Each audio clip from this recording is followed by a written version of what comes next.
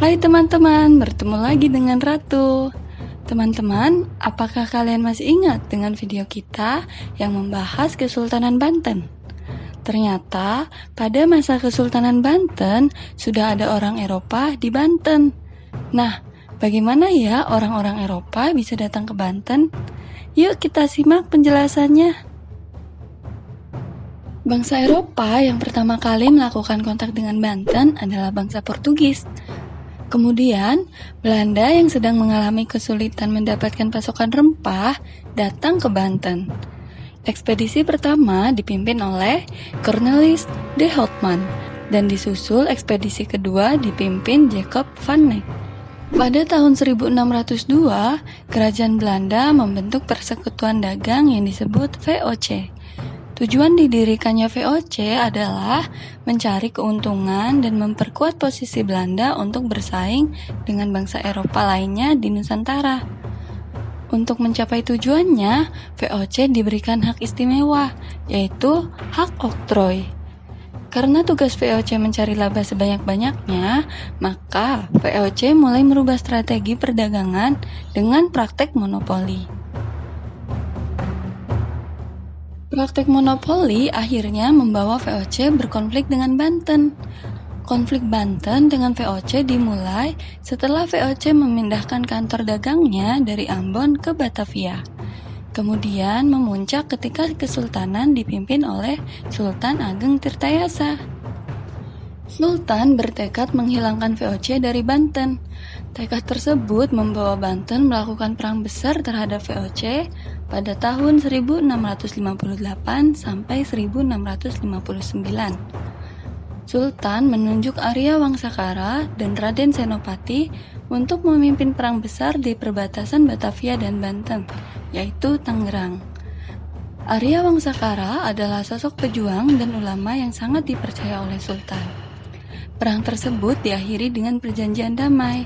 Setelah terjadinya perjanjian damai, Sultan Ageng Tirtayasa memanfaatkan waktu untuk melakukan banyak pembangunan kesultanan. Rupanya keinginan VOC untuk mengalahkan dan menguasai Banten belum hilang.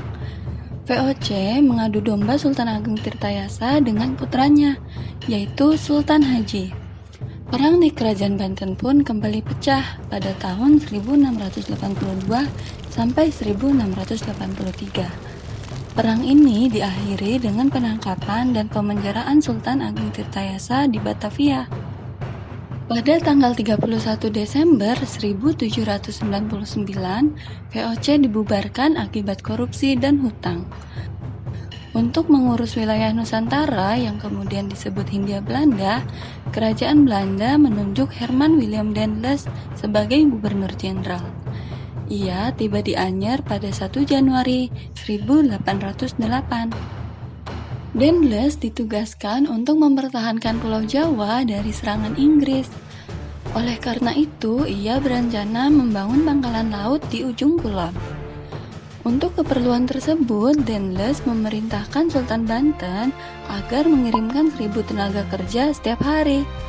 Namun, perintah tersebut ditolak oleh Sultan. Akibat penolakan tersebut, Daendels mengirimkan Philip Peter Dupuy untuk menanyakan kembali kesanggupan Sultan. Namun, Sultan tetap teguh dengan pendiriannya. Karena kemarahannya, Sultan memerintahkan kepada Mangku Bumi warga Direja untuk membunuh Dupuy. Tindakan Sultan ini dibalas oleh Daendels dengan menyerang Surosowan. Selanjutnya, Daendels menyatakan Banten dan Lampung sebagai daerah jajahan pemerintah kolonial. Dalam bidang militer, Daendels merekrut orang-orang pribumi untuk menjadi tentara. Untuk memudahkan mobilitas militer dan ekonomi, maka Daendels juga membuat jalan pos Anyer Panarukan sekitar 1.000 km. Melihat tindakan Daendels yang dianggap sangat keras, maka ia diganti oleh Gubernur Jenderal Jan Willem Janssens. Akan tetapi, Janssens tidak berkuasa lama karena ia kalah dan harus menyerahkan Nusantara ke Inggris melalui kapitulasi Tuntang. Pada tahun 1811, Hindia Belanda mulai dipimpin oleh Thomas Stamford Raffles. Raffles melakukan beberapa perubahan di Nusantara. Perubahan kebijakan Raffles antara lain menghapuskan rodi dan menerapkan pajak sewa tanah.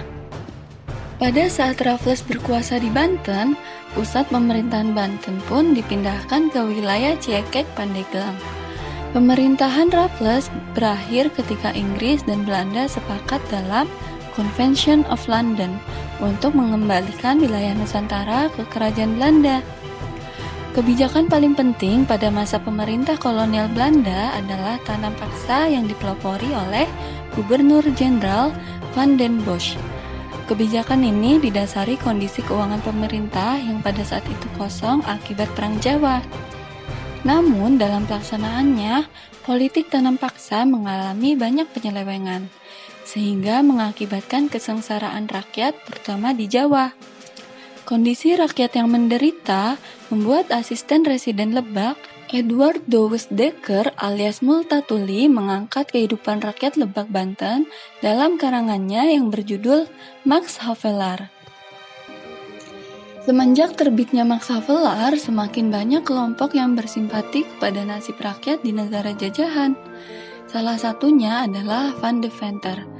Van de Venter menggagas politik etis atau politik balas budi yang diwujudkan dalam trias Van de Venter, yaitu edukasi, irigasi, dan transmigrasi.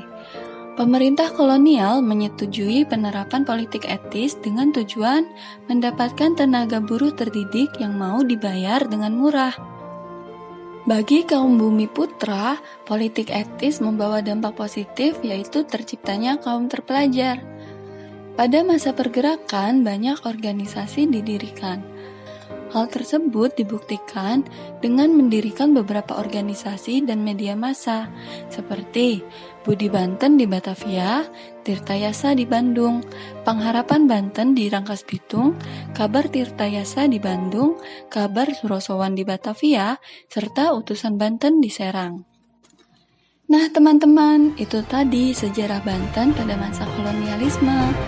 Sampai jumpa dengan Ratu di video selanjutnya.